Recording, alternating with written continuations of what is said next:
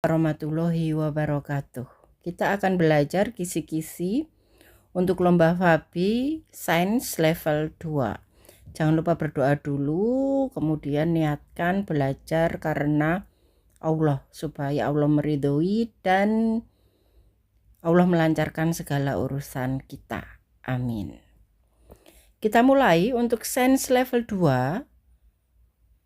Ini kita akan mempelajari sistem organ, kemudian fungsinya, zat dan perubahan wujud, energi dan perubahannya, gaya dan gerak, bunyi dan cahaya. Oke, saya akan menjelaskan secara singkat sistem organ dan fungsi organ tubuh manusia. Jadi manusia itu terdiri atas beberapa sistem organ. Yang pertama ada organ pernapasan, untuk mengambil oksigen, mengeluarkan karbon dioksida. Kalian harus memahami organnya apa saja. Di situ ada hidung, ada tenggorokan, ada paru-paru. Kalian harus paham prosesnya. Ya, jadi dari hidung, ya udara masuk kan dari hidung. Oke, misalkan, coba saja gambarkan.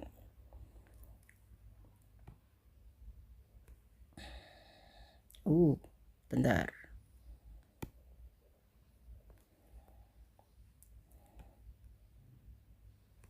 Oke, udara itu bisa masuk lewat hidung, bisa juga lewat mulut.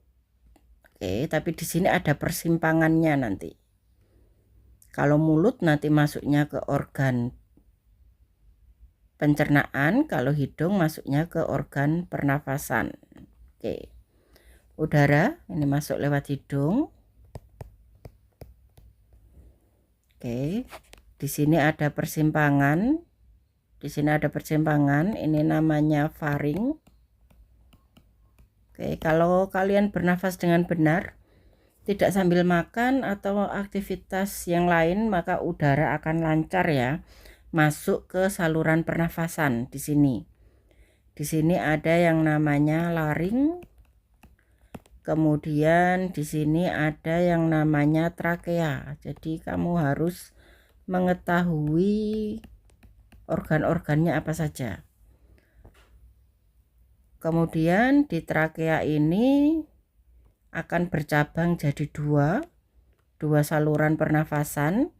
Cabangnya ini masuk ke dalam paru-paru, dilindungi oleh paru-paru. Nama cabangnya ini namanya bronkus. Kemudian cabangnya bronkus ini akan bercabang-cabang lagi.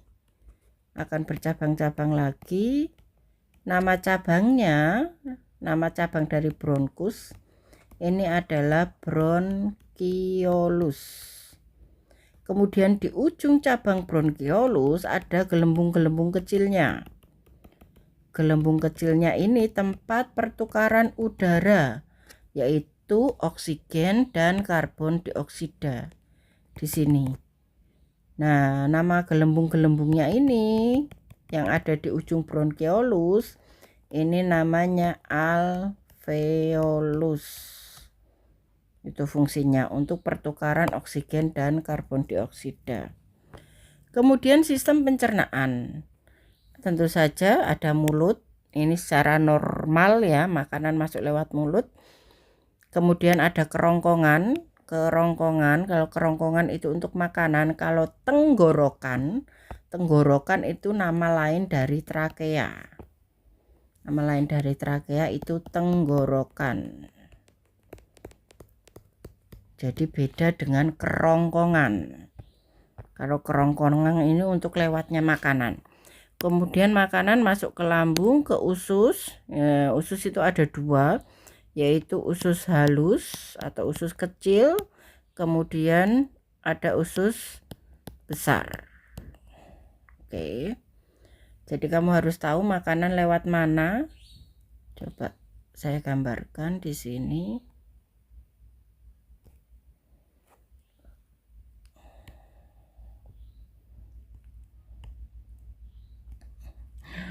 Oke, irungnya mancung sekali. Oke, misalkan ini mulutnya, ini tadi di hidung, karena memang makanan juga bisa masuk lewat hidung. Kalau kamu makannya sambil bercanda, makanan juga bisa pindah ke lubang hidung ya. Nah, secara normal kalau kamu makan secara normal, maka katup yang ada di sini ini dia tidak akan membuka nutup secara sembarangan. Oke, kita tadi sudah ke pernafasan, sekarang kita ke pencernaan. Jadi makanan dari mulut ini, dari mulut, nah dikunyah di sini. Ya, kemudian makanan masuk ke ini namanya tenggorokan, kerongkongan.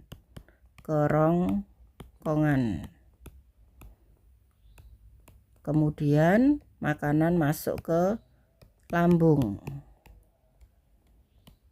Setelah dari lambung, makanan itu akan masuk ke usus halus atau usus kecil.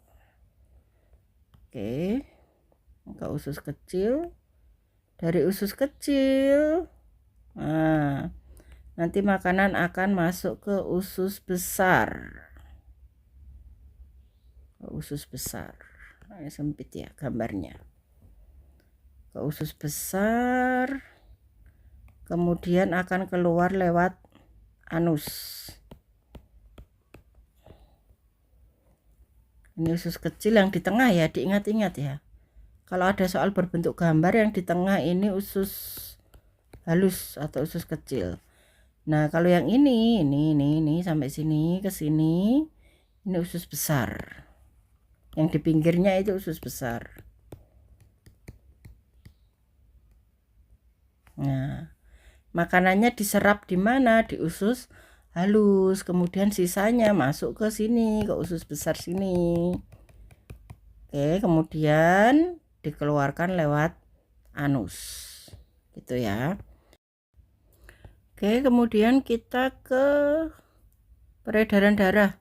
Jadi topik utamanya ini ada jantung sama pembuluh darah. Di sini Ustazah menggambarkan jantungnya, itu kamu harus tahu kalau jantung itu ada 4 ruang.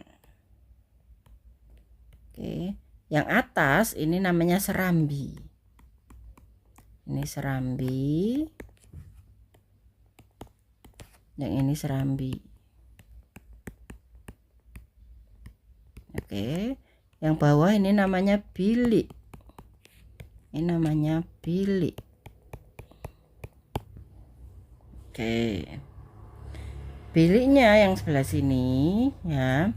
Sebelah sini ini namanya kiri, ini kiri, ini kanan, ini kanan. Oke, yang kiri ini ya, yang kiri ini berfungsi untuk ini darahnya, yang sebelah kiri ini ya darah bersih, darah bersih. Nah, yang sebelah kanan ini darahnya kotor. Oke. Kemudian terkait pembuluh darah itu ada 3. Untuk pembuluh darah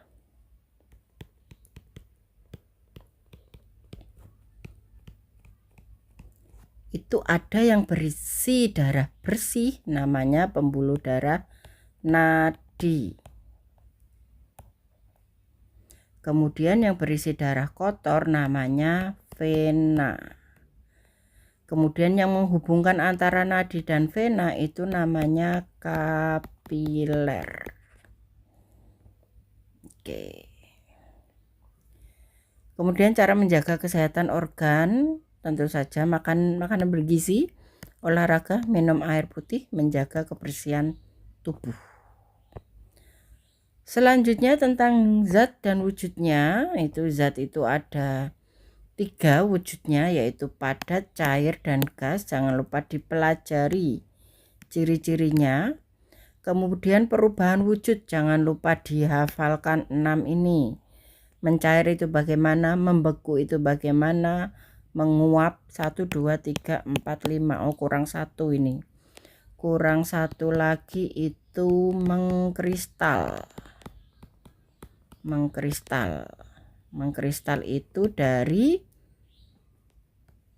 gas menjadi padat, itu namanya mengkristal. Contohnya kalau mengkristal itu pembuatan garam.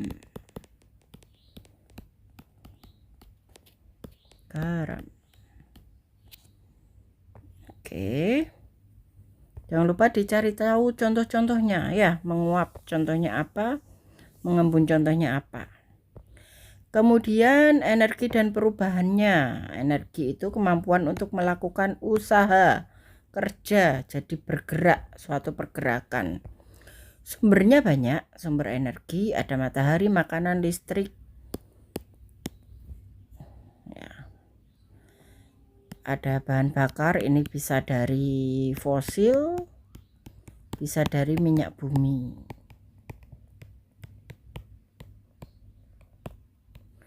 Kemudian bentuk energi, ada panas, cahaya, bunyi, gerak, listrik. Ini kamu cari tahu kalau energi panas itu ada di mana, cahaya, bunyi, gerak, listrik itu ada di mana.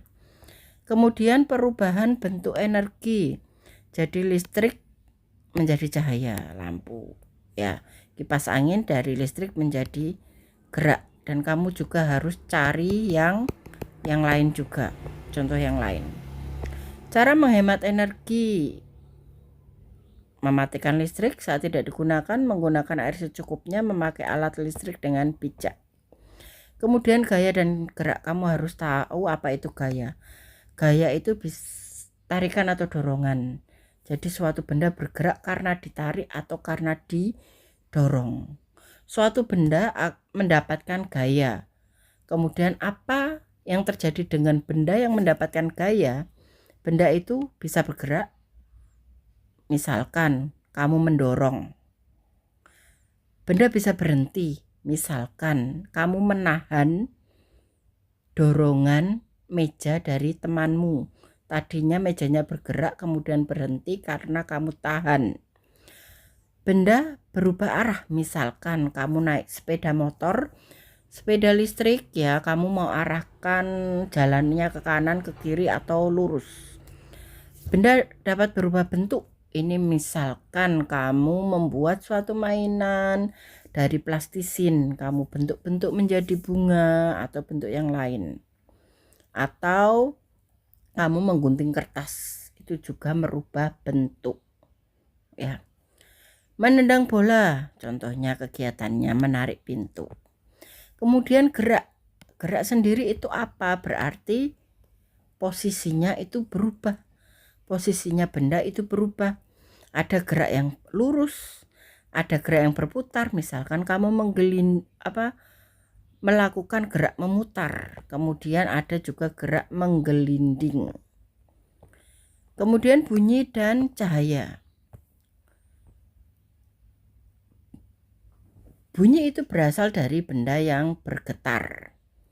Sifatnya dapat merambat jadi pada cair gas. Jadi bunyi itu bisa kita dengar. Bunyi itu kalau merambat di suatu benda padat, di cair, misalkan di air kita masih bisa mendengar. Kemudian di gas atau di udara. Ya. Kemudian bunyi itu bisa dipantulkan. Jadi misalkan kamu nyanyi di kamar mandi, itu temboknya bisa memantulkan kembali suaramu. Sumber bunyi bisa dari gitar, drum, lonceng, tepuk tanganmu juga bisa. Kemudian cahaya. Cahaya itu kalau terkena suatu benda, misalkan cahaya itu terkena kursi, maka kita bisa melihat kursi. Kalau misalkan lampu mati semua pada malam hari, kita tidak bisa melihat kursi, kita tidak bisa melihat lemari. Itu karena kursi dan lemari itu tidak terkena cahaya. Begitu ya. Sifat cahaya itu merambat lurus, ini kamu harus tahu, dapat dipantulkan, dapat menembus benda bening. Harus hafal. Kemudian sumber cahaya, matahari, lampu, api, Manfaatnya itu kaca spion memantulkan cahaya, senter digunakan saat gelap. Banyak sekali ya manfaat dari cahaya. Luas pengetahuan, kamu harus belajar dengan sumber yang lain. Misalkan cari video yang di YouTube. Misalkan kamu belum paham tentang gaya, klik aja materi gaya, nanti akan banyak video penjelasan. Jadi kalian harus mencari banyak sumber untuk belajar. Terima kasih.